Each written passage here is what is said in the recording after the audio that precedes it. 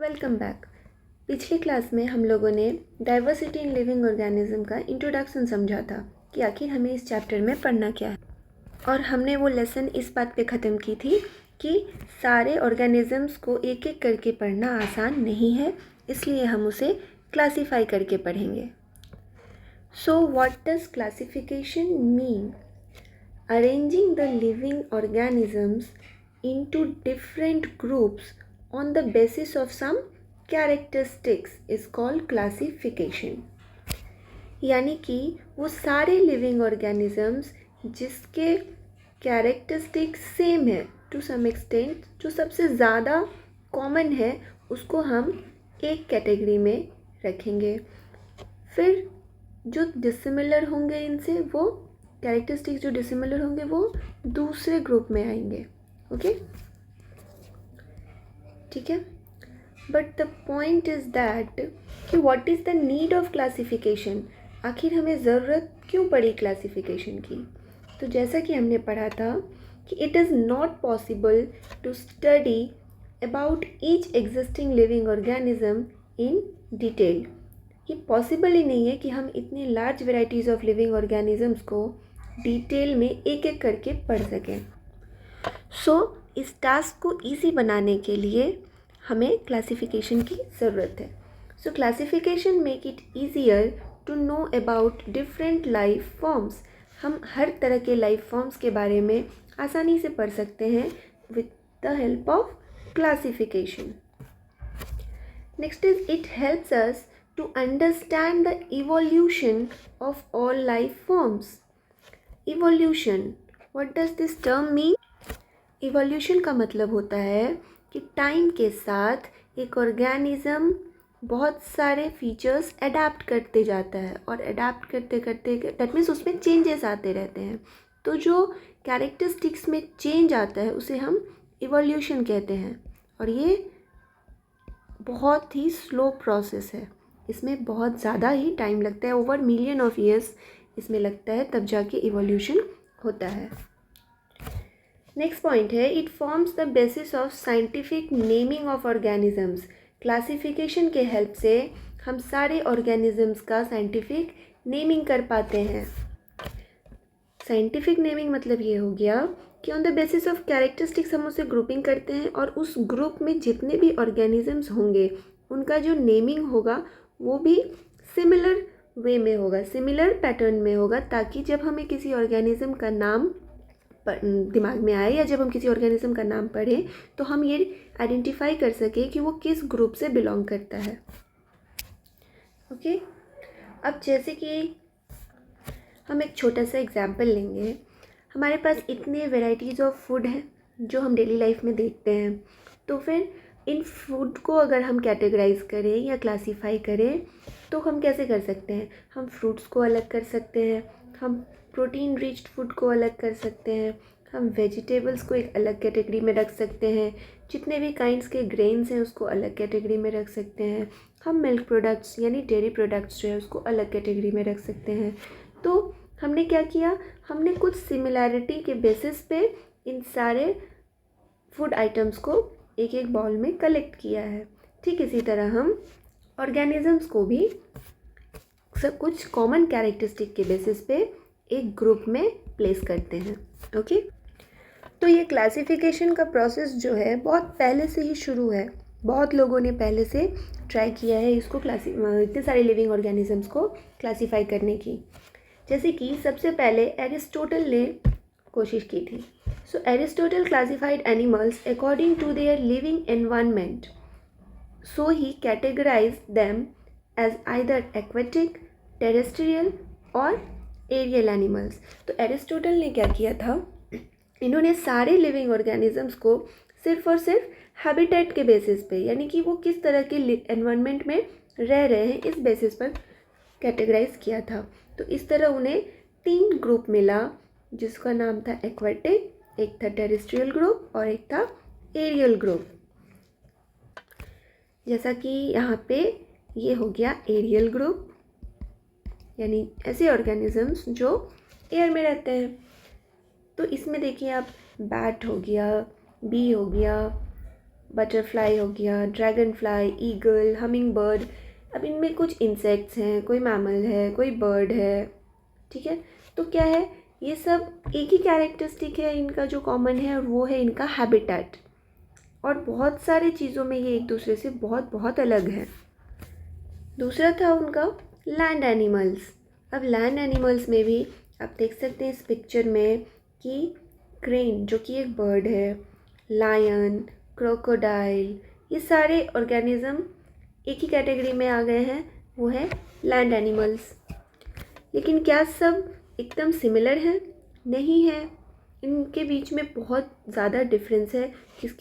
किसी दो ऑर्गेनिज्म के बीच में बहुत ज़्यादा सिमिलैरिटी भी है, तो किसी दो ऑर्गेनिज्म के बीच में बहुत ज़्यादा डिफरेंस भी है।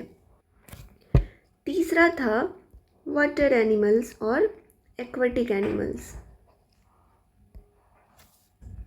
एक्वेटिक एनिमल्स, अब इन एक्वेटिक एनिमल्स में भी बहुत सारे ऐसे ऑर्गेनिजम्स हैं जो बहुत कम ही सिमिलर हैं, जैसे कि ये ऑक्टोपस, ये फिश।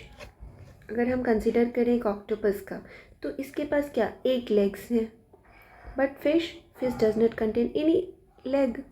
इनके पास फिन्स होता है, बट ऑक्टोपस के पास कोई फिन्स नहीं होता है। That means both are completely different from each other. Okay, और यही ड्रॉबैक रहा है एरिस्टोटल के क्लासिफिकेशन का, कि habitat is the only point they share in common. सिर्फ हैबिटेट को ही उन्होंने बेसिस माना। तो क्या ये सही है? बिल्कुल भी नहीं। सिर्फ हैबिटेट या कोई भी सिर्फ एक पॉइंट को हम बेसिस ऑफ क्लासिफिकेशन नहीं मान सकते हैं, ठीक है। तो अब सवाल ये है कि आखिर हम क्या मानेंगे, कौन से कैरेक्टरिस्टिक्स को हम बेसिस लेंगे for classification. Therefore, the characteristics which should be taken for classification are as, first is the type of cell. Cell किस टाइप का है, whether it is a eukaryotic और द प्रोकैरियोटिक सेल। हम ये देखेंगे कि ऑर्गेनिजम्स में किस टाइप का सेल है। हम यूकैरियोटिक सेल को एक कैटेगरी में रखेंगे और प्रोकैरियोटिक सेल वाले ऑर्गेनिजम्स को एक कैटेगरी में रखेंगे। यूकैरियोटिक सेल्स, यूकैरियोटिक सेल क्या होता है? A cell which have membrane bound organelles including nucleus, ठीक है। दैट मीन्स कि ऐसा सेल जिसमें न्यूक्लियस भी हो और मेम्ब्रेन बाउंड ऑर्गेनेल्स भी हो, ताकि उस सेल के सारे फंक्शंस जो हैं बहुत एफिशिएंटली काम करें। ओके, वो हमारे यूकैरियोटिक सेल्स होते हैं। और प्रोकैरियोटिक सेल्स जिसमें मेम्ब्रेन बाउंड ऑर्गेनेल्स जो होते हैं वो प्रेजेंट नहीं होते हैं, और ना ही उनका न्यूक्लियस जो है वो क्लियरली विजिबल होता है, मतलब डिफ्यूज्ड फॉर्म में होता है। तो वो हमारा प्रोकैरियोटिक ऑर्गेनिज्म होता है। सेकेंड बेसिस होगा हमारा नंबर ऑफ सेल। नेक्स्ट है हमारा number of cells. That means कि whether the organism is unicellular और द मल्टीसेलुलर, यानी कि सिंगल सेल, एक सेल प्रेजेंट है उस ऑर्गेनिज्म में, या फिर group of cells, different group of cells. That means a number of cells, more than one cell is present, then it is called multicellular organism. तो हमारे क्लासिफिकेशन का basis यही होगा कि ऑर्गेनिज्म जो है वो यूनिसेलुलर है या मल्टीसेलुलर है। थर्ड है body organisation. Body organisation that means कि whether these cells are cells occur singly और they occur in a group. That means कि जो सेल होगा बॉडी का वो सिंगल होगा या फिर ग्रुप में एक कॉमन फंक्शन के लिए वर्क करेगा। That is a group of cell is called tissue. So it will be at cellular level और एट टिश्यू लेवल, या फिर ग्रुप ऑफ टिश्यूज मिला के एट अ ऑर्गेन लेवल।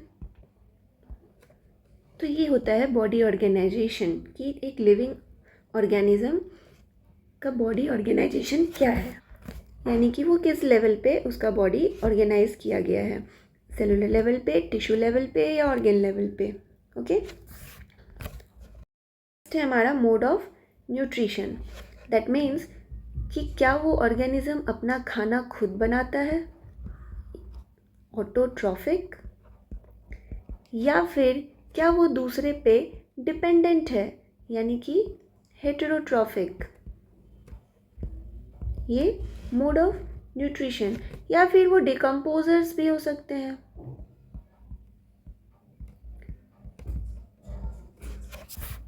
सो इस बेसिस पे भी क्लासिफिकेशन किया जाता है कि whether they make their own food और नॉट। अब ये जो इतना सारा बेसिस है, ये प्लांट्स के लिए अलग हो सकता है, एनिमल्स के लिए अलग हो सकता है, क्योंकि सबके बेसिक डिज़ाइंस जो हैं वो डिफरेंट होते हैं।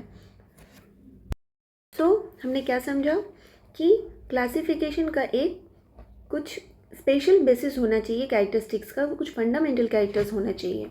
हम किसी भी बेसिस पे इसका क्लासिफिकेशन नहीं कर सकते हैं। अब फिर चाहे वो क्लासिफिकेशन करने के बाद ऑर्गेनिजम्स जो हैं एक ही ग्रुप में, छोटे से छोटे ऑर्गेनिज्म हो या बड़े से बड़े ऑर्गेनिज्म हो, उससे फ़र्क नहीं पड़ता है। हमें ग्रुपिंग कुछ कॉमन बेसिस पे ही करना है, जैसे कि type of cell, number of cell, body organisation and mode of nutrition. अब हम relation between classification and evolution अपने नेक्स्ट क्लास में समझेंगे। Till then, thank you and take. इस चैप्टर का नोट्स आपको स्क्रीन पर दिए टेलीग्राम चैनल पर मिल जाएगा। Till then, like, share and subscribe. Thank you.